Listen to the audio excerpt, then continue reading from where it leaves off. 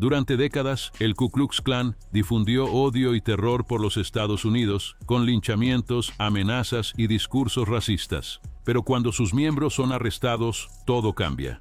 Los presos no perdonan ese tipo de pasado. Los miembros del Ku Klux Klan se convierten en objetivos, y no es raro que enfrenten venganzas silenciosas o brutales. A finales de la década de 1990, el nombre de Daniel Lewis Lee comenzó a aparecer en las noticias de Estados Unidos. Joven, blanco, de ojos claros y con símbolos de la supremacía blanca tatuados en el cuerpo, fue acusado de un crimen que conmocionó al país. Pero lo que poca gente sabía es que la verdadera historia detrás de él solo comenzaría cuando las rejas de una prisión se cerraron. Daniel nació en Arkansas y, siendo aún muy joven, se sumergió de lleno en ideas extremistas. Con tan solo 26 años, se involucró con grupos racistas, como el Ku Klux Klan, y comenzó a difundir discursos peligrosos. Creía que el gobierno estadounidense estaba controlado por judíos y que una guerra racial era inevitable. Fue en ese escenario que conoció a Chevy Keel, otro radical de extrema derecha. Juntos, decidieron que necesitaban dinero para financiar un nuevo orden. Su misión era construir un grupo terrorista basado en ideales racistas llamado The Aryan People's Republic. Para ello, eligieron como objetivo a una familia entera: William Meller, un comerciante de armas, su esposa Nancy y su hija de solo 8 años, Sarah. Entraron en la casa de la familia, ataron a los tres y los llevaron fuera de la ciudad. Allí, les quitaron la vida de manera brutal y fría. Después, intentaron ocultar lo que quedaba de ellos, arrojándolo todo en un lago en Oklahoma. El crimen fue descubierto meses después, cuando pescadores encontraron los objetos amarrados con piedras. Daniel fue arrestado, juzgado y finalmente condenado a la ejecución por medio de inyección letal. Durante el juicio, insistió en que no fue el responsable directo de las agresiones, afirmando que únicamente participó en el robo.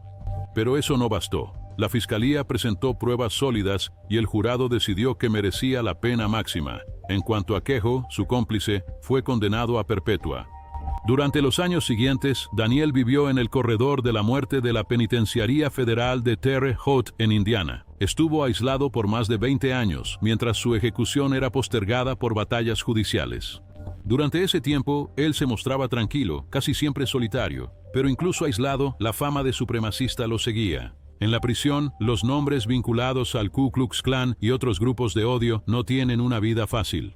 Incluso entre criminales, este tipo de preso es visto con desprecio. Muchos evitan el contacto, otros quieren ajustar cuentas antiguas. Quien usa símbolos de la supremacía blanca se convierte en un objetivo constante de amenazas, ataques y a veces represalias silenciosas que nunca se registran oficialmente. Dentro de la penitenciaría, él era solo uno más con una sentencia, pero su vínculo con el Ku Klux Klan lo ponía en una celda invisible, aislado por seguridad, vigilado de cerca y siempre en riesgo de ser atacado, incluso entre los pocos que hablaban con él. Algunos expresidiarios relatan que los miembros de grupos como el Ku Klux Klan viven en un tipo de paranoia constante. Son vistos como traidores, fanáticos o cobardes, dependiendo del punto de vista de quien está tras las rejas. En las prisiones federales no hay glamour para estos hombres. Algunos incluso intentan mantenerse fieles a sus ideales radicales. Otros, como Daniel, pasan la mayor parte del tiempo en silencio, esperando el final.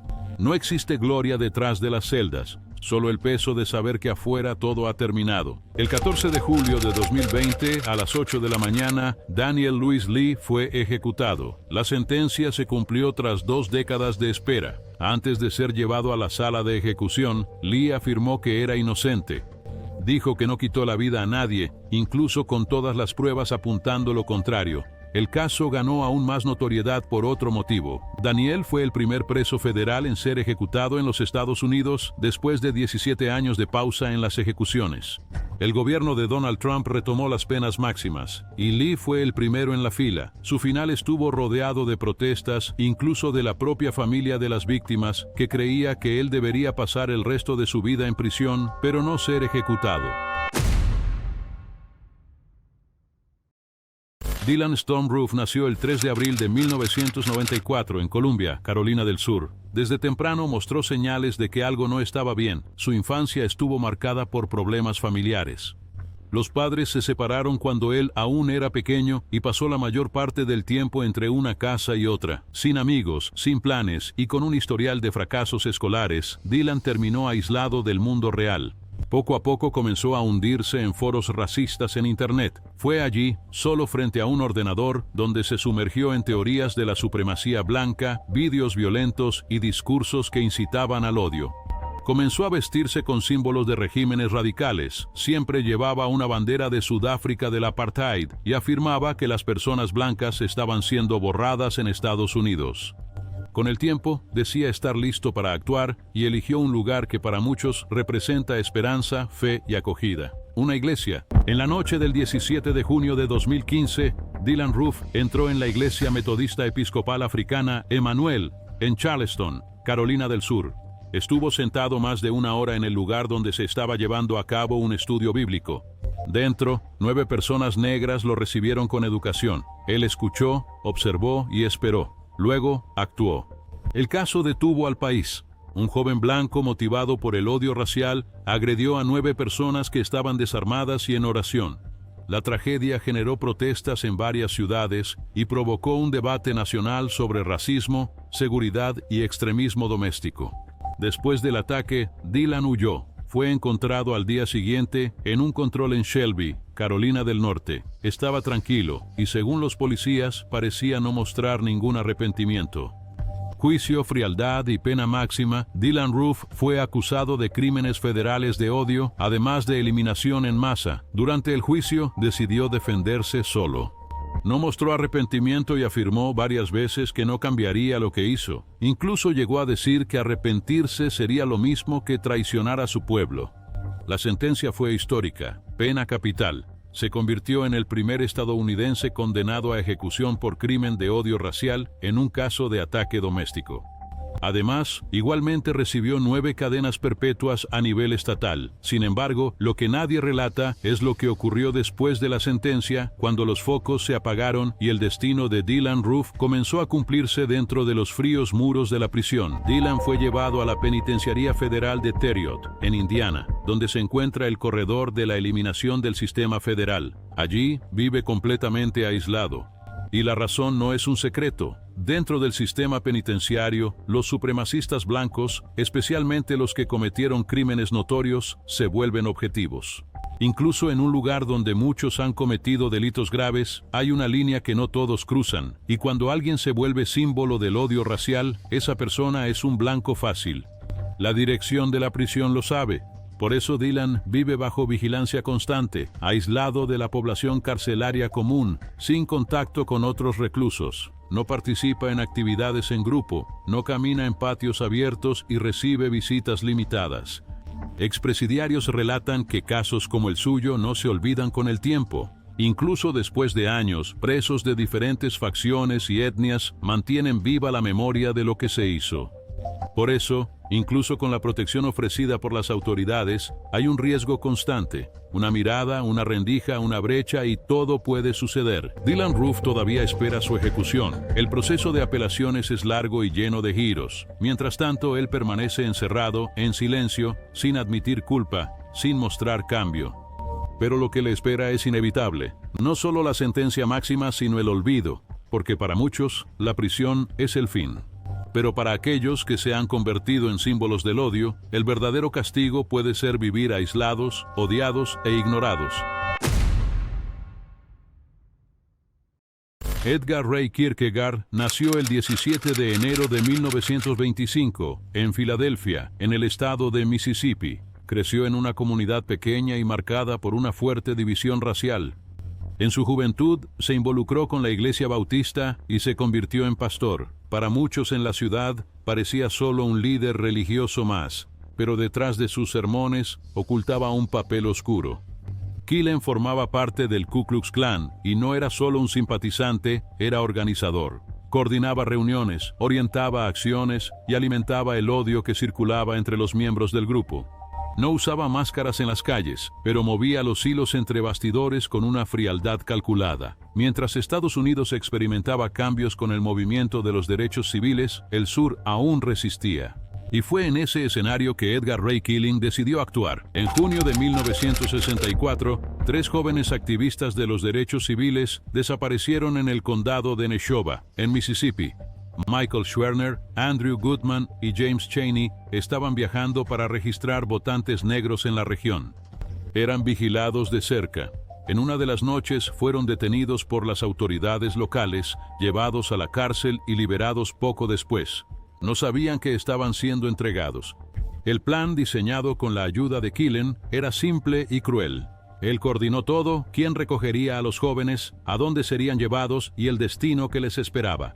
Los 3 fueron atacados brutalmente por miembros del clan y enterrados en un dique de tierra. El caso estalló en la prensa, se llamó al FBI y tras semanas de búsqueda se encontraron los restos de los 3.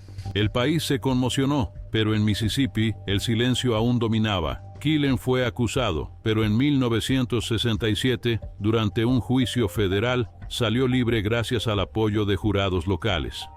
Muchos se negaron a condenar a un pastor. La justicia tardaría casi 40 años en alcanzarlo. En 2005, ya con 80 años, Edgar Ray Killen fue nuevamente llevado al banquillo de los acusados. La nueva investigación reabrió los archivos, rescató testimonios antiguos y reconstruyó el caso con pruebas que mostraban su implicación directa en los ataques. Esta vez, el mundo era otro. Killen fue condenado por homicidio culposo, un término más leve de lo esperado, pero suficiente para ponerlo tras las rejas. Recibió una pena de 60 años de prisión, lo que, para un hombre de su edad, era equivalente a cadena perpetua, y entonces comenzó una nueva etapa de su vida. Pero dentro de la prisión, todo era diferente. Allí, el nombre Edgar Ray Killen no significaba liderazgo. Era solo uno más entre miles. Edgar Ray Killen fue enviado a la Penitenciaría Estatal de Mississippi, en Parchman. El lugar tiene una de las reputaciones más duras del sistema penitenciario estadounidense, superpoblado con estructuras antiguas y un sistema interno lleno de divisiones, facciones raciales, grupos organizados y violencia constante. A pesar de ser un exmiembro del Ku Klux Klan, Killen no tenía aliados allí. Era viejo, frágil y cargaba con el peso de un nombre odiado por muchos. No tuvo protección especial ni tratamiento diferenciado. Fue colocado en una ala común, conviviendo con reclusos de varios orígenes. Dentro de la cárcel, historias como la suya circulan rápido. Algunos lo reconocían por el rostro, otros por el nombre. Pero la mayoría solo veía en él a un hombre viejo, encarcelado por un crimen racista que se hizo famoso. Eso no le daba respeto. Al contrario, era visto como un símbolo de una época pasada. Aislado, casi sin visitas, pasó los últimos años de vida en silencio. Enfrentaba problemas de salud y apenas salía de la celda. No participaba en las rutinas de la prisión. Y el nombre que un día lideró actos violentos se convirtió en solo un número más en los registros de la prisión. Edgar Ray Killen perdió la vida el 11 de enero de 2018, dentro de la prisión. Faltaba poco para cumplir 93 años. No fue atacado, no sufrió represalias directas, pero tampoco tuvo amigos ni honores. Su fin fue noticiado, pero no provocó conmoción. Para muchos, él ya había perdido la vida mucho antes, cuando su imagen fue deshecha en la plaza pública. Lo que quedó de él fue enterrado sin homenajes y olvidado por aquellos que un día lo siguieron. Y así, el hombre que planeó uno de los crímenes más destacados en la historia de los derechos civiles estadounidenses, terminó su vida tal como la comenzó, en el silencio de una pequeña ciudad. Solo que ahora tras las rejas. Frazier Glenn Miller Jr., también conocido como Glenn Miller, nació en noviembre de 1940, en Carolina del Norte, Estados Unidos. Creció en el interior, rodeado de ideas conservadoras y una visión rígida sobre raza, religión y autoridad. Sirvió en el ejército y llegó a actuar como francotirador, pero su carrera militar terminó cuando sus opiniones extremistas comenzaron a hacerse demasiado visibles. Desde joven, Miller se sumergió de lleno en grupos radicales. Comenzó participando en reuniones del Ku Klux Klan. Luego, fundó su propio movimiento, los Caballeros de Carolina del Ku Klux Klan.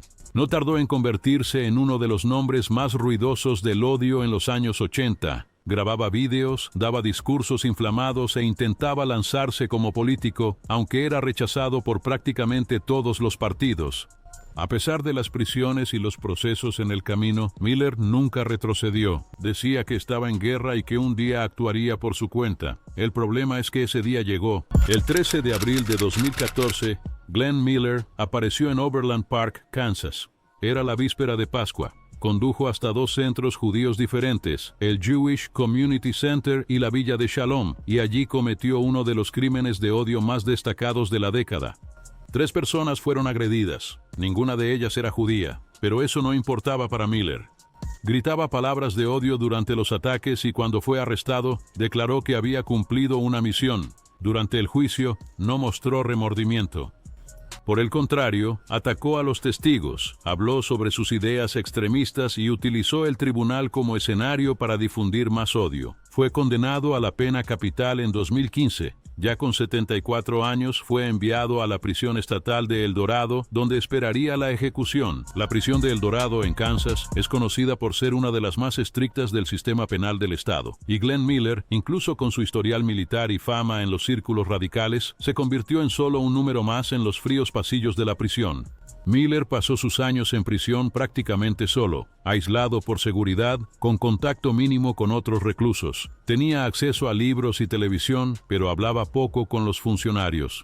Enfrentaba enfermedades respiratorias, problemas de locomoción y signos claros de envejecimiento. Incluso tras las rejas, todavía escribía cartas defendiendo ideas racistas.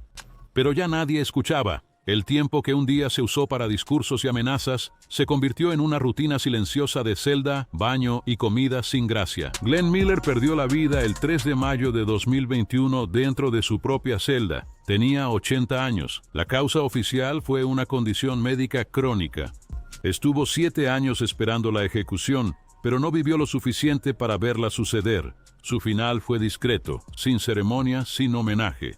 Sus seguidores, que antes lo veían como símbolo de resistencia blanca, ya se habían dispersado y lo que quedó fue solo el registro de otro hombre que intentó transformar el odio en legado y fracasó.